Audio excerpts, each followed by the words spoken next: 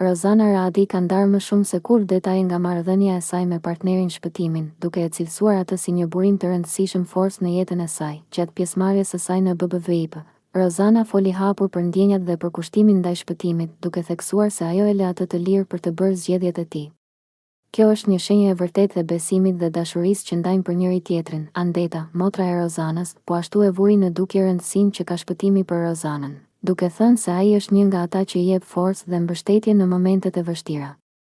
Kam filluar ta shoh Rozin më shumë se sa e shija në shtëpi.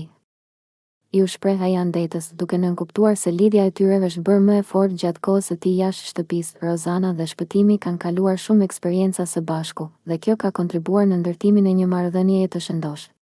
Sipas Andetës, shpëtimi ka një ndikim pozitiv në jetën e Rozanës, duke e ndihmuar atë të jetojë më ndjeshëm dhe me vetbesim. Shpëtimi, siç u shpreh Rozana, është një partner mbështetës, duke i hapur rrugën asaj për të arritur ëndrat e saj.